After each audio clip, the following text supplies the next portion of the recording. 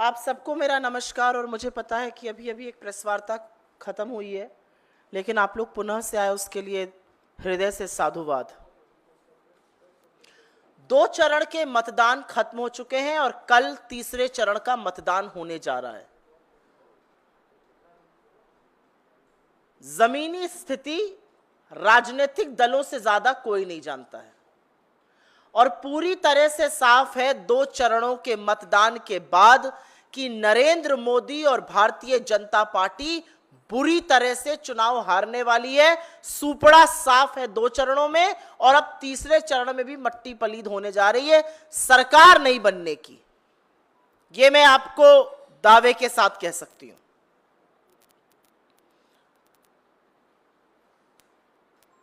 तो असलियत यह है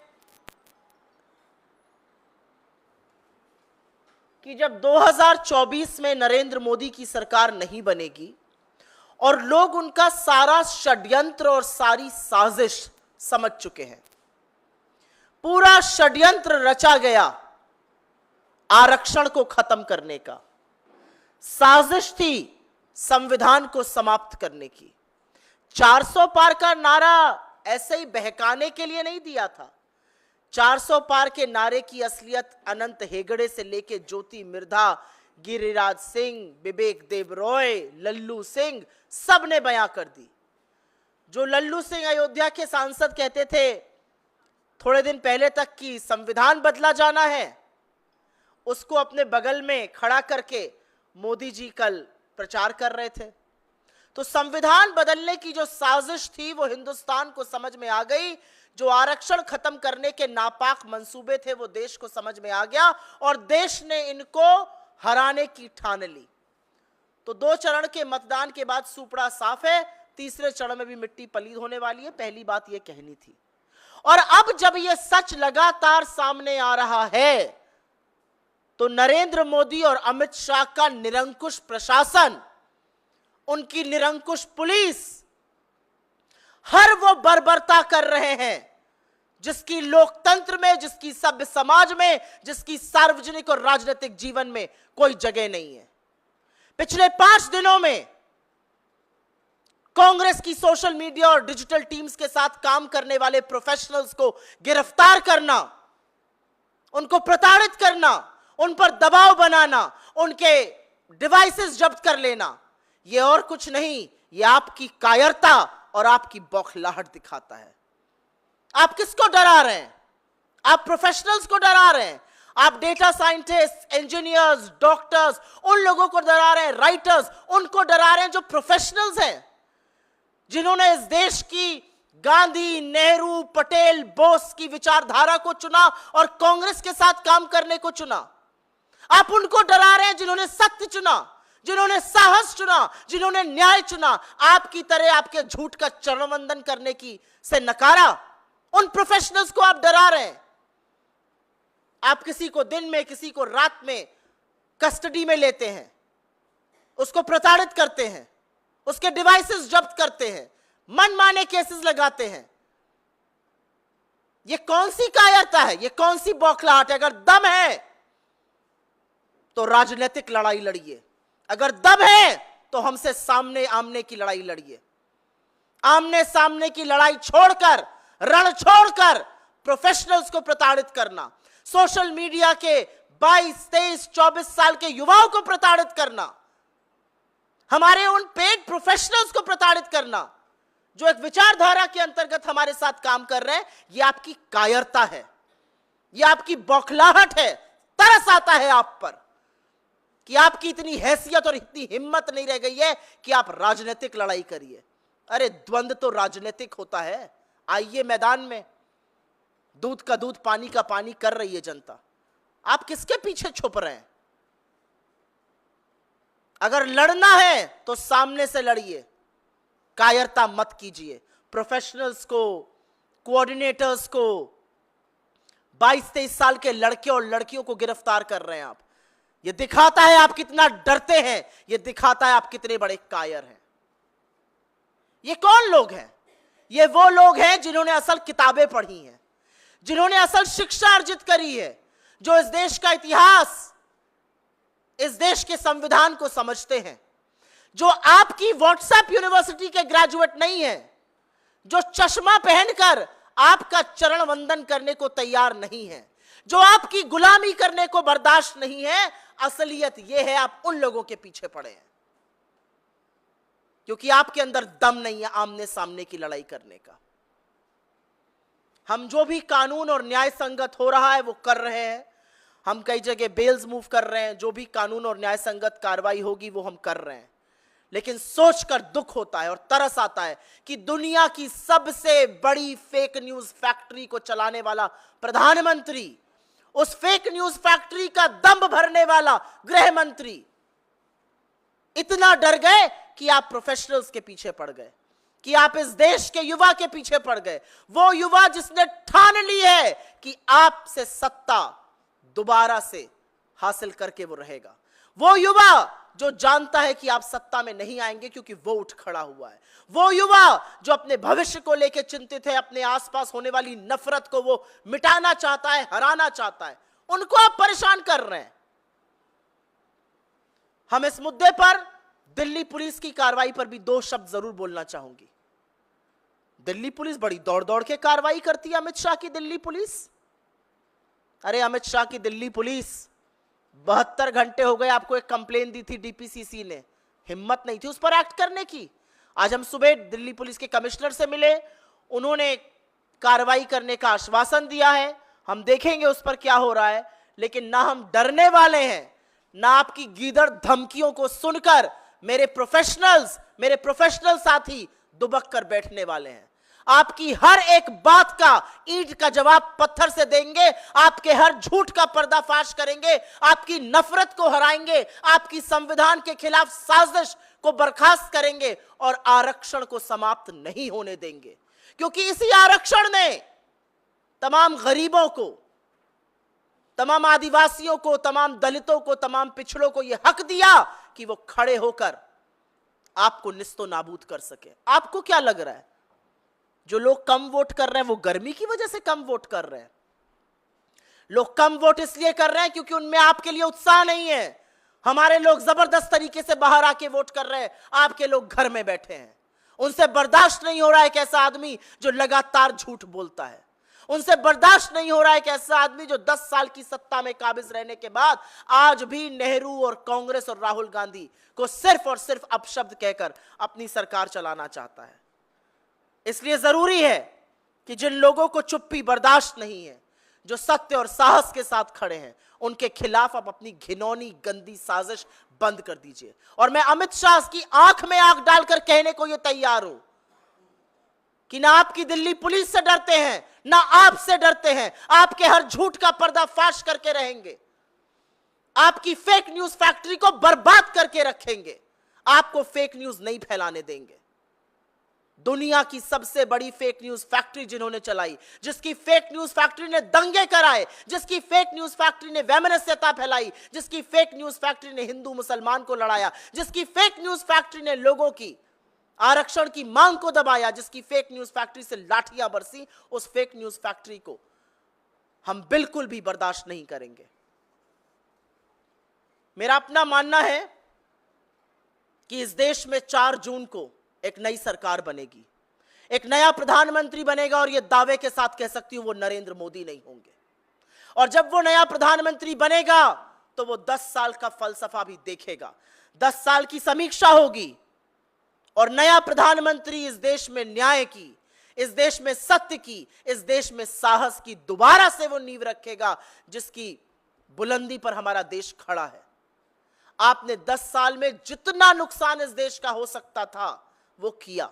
आप आज भी झूठ और फरेब की फैक्ट्री हैं, लेकिन 10 साल बाद अब जब जनता आपके सामने आकर खड़ी है तो आप उसी जनता के लोगों को, गरीब लड़के और लड़कियों को, जो विचारधारा की एक लड़ाई लड़ रहे हैं, जो प्रोफेशनल्स हैं, जो गांधी, नेहरू, पटेल, बोस, मौलाना आजाद के देश को देखना चाहते हैं, उनको प्रताड़ित कर रहे हैं। ये युवा आपको जवाब देगा, और जवाब इतना करारा देगा कि आप कहीं छुप नहीं पाइएगा।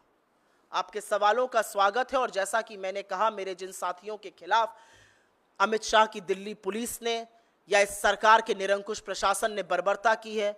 हम हर न्याय संगत कार्रवाई कर रहे हैं, हम कानूनी कार्रवाई कर रहे हैं जो करनी चाहिए, हम कोर्ट्स में बिल्कुल लड़ रहे हैं इस मामले को। लेकिन यहां कहना जरूरी है कि आपकी गीदड़ हरकतों से, आपके नापाक मंसूबों से ना तो मैं, ना मेरी टीम और विशेष तौर से ना कांग्रेस पार्टी डरती है, क्योंकि हम उस पार्टी का प्रतिनिधित्व करते हैं जिसने इस देश की आजादी में अपना लहू बहाया है।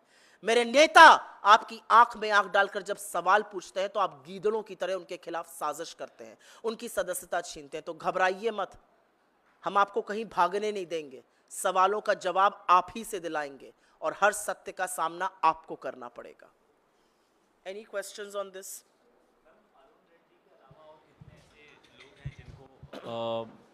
अरेस्ट किया गया है या फिर डिटेन किया गया है? मेरी टीम के तमाम लोग, और मैं उनकी प्राइवेसी बरकरार रखना चाहती हूं क्योंकि मैं नहीं चाहती कि उनके परिवारों को प्रताड़ित किया जाए या ऐसा कुछ हो। मेरी टीम के तमाम ऐसे लोग राज्य स्तर पर भी और नेशनल स्तर पर भी ज़बरदस्ती प्रताड़ित किए जा रहे हैं, ज़बरदस्ती डिटेन किए जा रहे हैं, ज़बरदस्ती क्वेश्चनिंग के लिए बुलाए जा रहे हैं, उनकी डिवाइसेस के साथ छेड़खानी की जा रही है। लेकिन अगर आपको ऐसा लगता है कि ये हमें ज़रा सा भी विचलित करता है, बिल्कुल नहीं करता। और अगर आपके मुंह पर मैं सत्य बोलूं, मुझे फक्र होता है कि ऐसी टीम का जो मुस्तैदी से खड़े होकर आपके साथ लड़ रही है। और मुझे खुशी है इस बात की कि हमारा सोशल मीडिया, हमारे डिजिटल प्लेटफॉर्म्स आज उस मुकाम पर हैं कि आपकी रातों की नींद उड़ा दी है। ये असलियत है, आपकी रातों की नींद उड़ गई है, इसलिए आप ऐसी नापाक हरकतें कर रहे हैं। Any other questions on this matter? Why are you sitting there? कोई और सवाल? जी, आप वहां क्यों बैठे? When did you come? Supriya जी, तो कि आपने दावा किया कि 2 फेज में ये सरकार हार चुकी है, तीसरे फेज का चुनाव होने वाला है। चूंकि 2 फेज में चुनाव आयोग ने जो डाटा देने में देरी की, उसको आप लोगों ने हेरा फेरी का आरोप लगाया था। तीसरे फेज का चुनाव है, अब क्या उम्मीद है चुनाव आयोग से?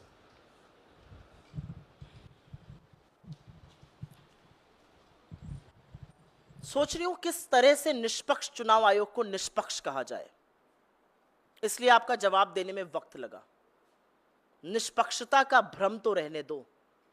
आज न्यूज़पेपर के एड्स आए हैं, उन एड्स को आप देख लीजिए। सभ्य समाज में, लोकतंत्र में, जहां पे संविधान जीवित है, आपका सिर शर्म से झुक जाएगा। क्या कर रहा है चुनाव आयोग इस बारे में? हमारे लोगों ने कल महाराष्ट्र में इसके खिलाफ चुनाव आयोग के सामने अपना केस रखा। बद्दे, गंदे, घिनौने, वैमनस्यता, नफरत फैलाने वाले, कम्युनल डिसहार्मनी फैलाने वाले वीडियो कर्नाटक बीजेपी चला रही है। क्या कर रहा है चुनाव आयोग?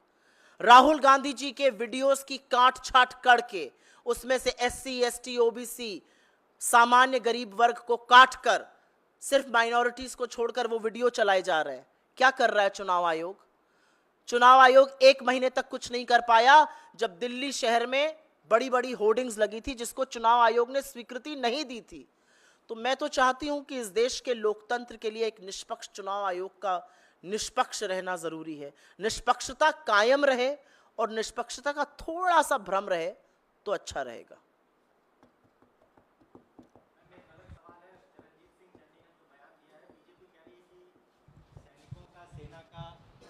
इस तरह से अपमान किया जा रहा है, जब हमले हो रहे हैं तो उसको प्रायोजित, मुझे नहीं पता उन्होंने क्या बयान दिया। उन्होंने कहा कि जो एयरफोर्स पर हमला हुआ पुंछ मुझे में, ऐसा लगता है कि एयरफोर्स के जिस जांबाज की शहादत हुई उसके प्रति हमारी श्रद्धांजलि है। जो लोग घायल हुए उनके प्रति, उनके परिवारों के प्रति हमारी संवेदनाएं हैं, वो हमारी प्रार्थना का हिस्सा है। मुझे लगता है आतंकवाद पर पूरा देश एकजुट होकर खड़ा है। आतंकवाद के खिलाफ हिंदुस्तान एक है। आतंकवाद और हिंसा कायर करते हैं। मैं चाह रही थी कि इस देश के प्रधानमंत्री, जिन्होंने 2020 से जब जब कश्मीर में हमारे जांबाजों की शहादत हुई संवेदना और श्रद्धांजलि का एक शब्द नहीं बोला, वो शायद अब बोलेंगे। 3 दिन बीत गए हैं, नरेंद्र मोदी और अमित शाह का एक बयान श्रद्धांजलि का और संवेदना का उस जांबाज के लिए नहीं आया है। मेजर, टीएसपी, कर्नल रैंक के ऑफिसर्स शहीद हुए हैं कश्मीर में, एक शब्द श्रद्धांजलि और संवेदना का नहीं आया है। 20 जांबाजों की शहादत हुई थी गलवान में, 4 साल बीत गए, यथावत स्थिति नहीं बनी, एक शब्द संवेदना और श्रद्धांजलि का नहीं आया। लेकिन कोई घुसा हुआ नहीं कहकर क्लीन चिट चीन को जरूर दे दी गई। तो मुझे ऐसा लगता है कि सैन्य बलों पर जितना कम बीजेपी बोले उतना उनके लिए अच्छा रहेगा।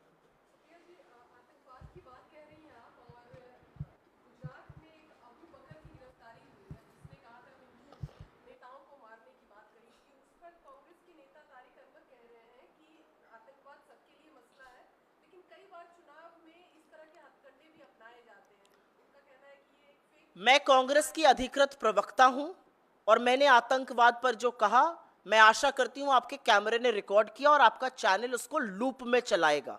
जैसे कि मेरी बाइट्स आपके चैनल पर लूप में चलती हैं, वैसे ये भी लूप में चलेगा जो मैंने आतंकवाद पर कहा। आतंकवाद के खिलाफ ये देश एकजुट होकर खड़ा है।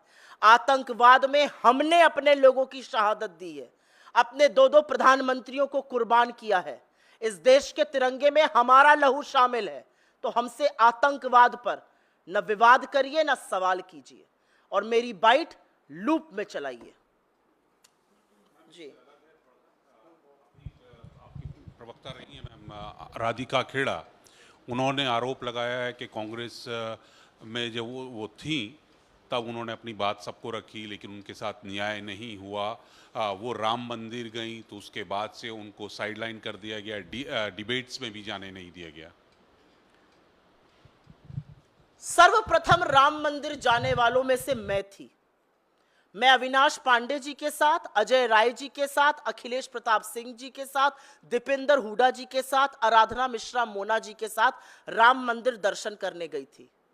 मैं तो CWC सदस्य हूं, मुझे तो किसी ने कुछ नहीं कहा, मुझे तो किसी ने कुछ नहीं कहा। दीपेंद्र हुडा को टिकट दिया गया, अखिलेश प्रताप सिंह को टिकट दिया गया, अविनाश पांडे प्रभारी महासचिव उत्तर प्रदेश के हैं, अजय राय जी अध्यक्ष हैं, वो भी वाराणसी से मोदी जी की नींद उड़ाए हुए हैं।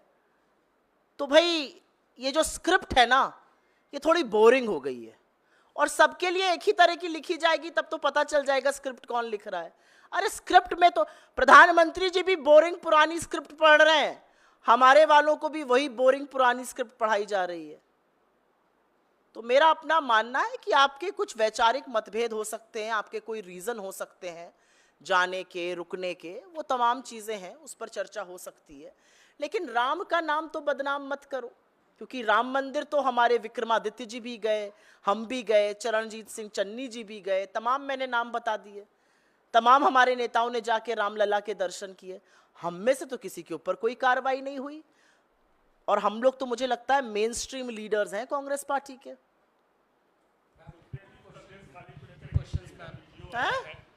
संदेश खाली मामले में एक स्टिंग वीडियो है जिसमें भाजपा के एक नेता कहते हुए ये अब कह रहे हैं कि पूरे इस एपिसोड में शुभेंदु अधिकारी कहां तक कोई बलात्कार नहीं हुआ था, पैसा देकर महिलाओं से ऐसा बयान दिया। इस पूरे प्रकरण की जांच होना जरूरी है, इस पूरे प्रकरण की जांच होना जरूरी है, क्योंकि बीजेपी एक फेक न्यूज की फैक्ट्री है।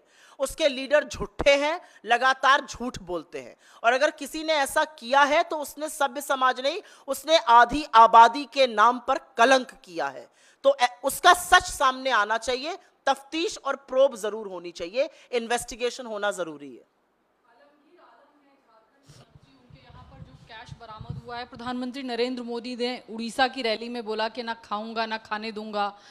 मोदी अगर 1 रुपया भेजता है तो इंश्योर करता है कि सब पहुंचे नीचे तक। प्रधानमंत्री लंबी लंबी डकार ले रहे हैं, इलेक्टोरल बॉन्ड के बाद आप खाने दूंगी की बात कर रही हैं। प्रधानमंत्री पचा नहीं पा रहे हैं जो खा गए इलेक्टोरल बॉन्ड में, बदहजमी हो गई है, इनो पी रहे हैं, डाइजीन पी रहे हैं, इलेक्टोरल बॉन्ड में पचा नहीं पा रहे हैं। आप कह रही हैं ना खाऊंगा ना खाने दूंगा।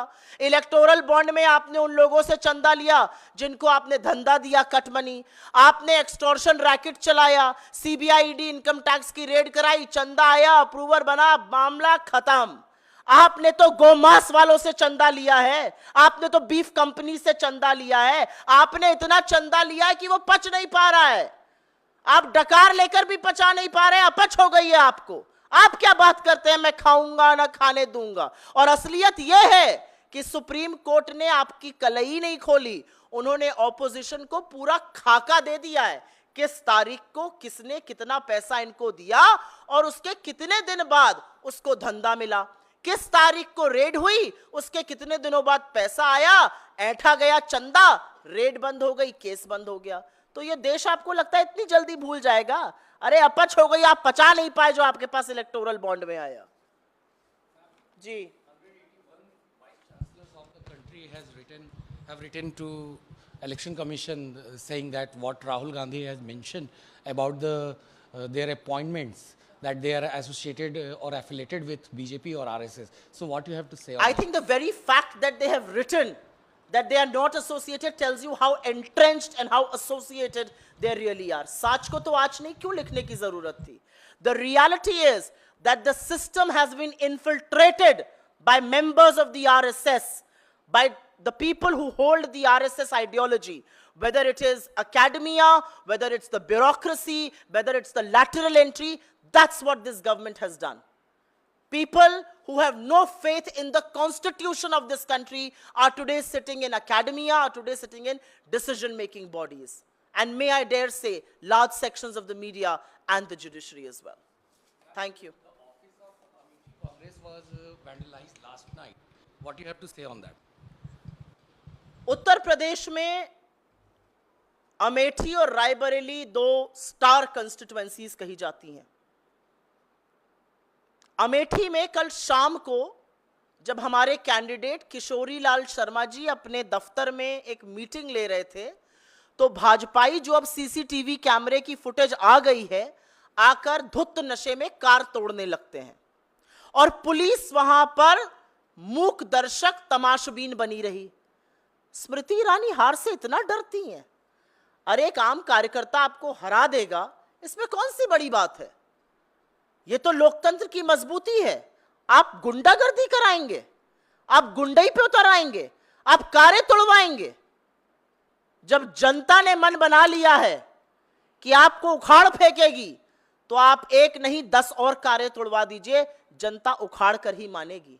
और अमेठी की जनता तो दीदी से एक ही सवाल पूछ रही है, 14 रुपए वाली चीनी कहां है? धन्यवाद आपका।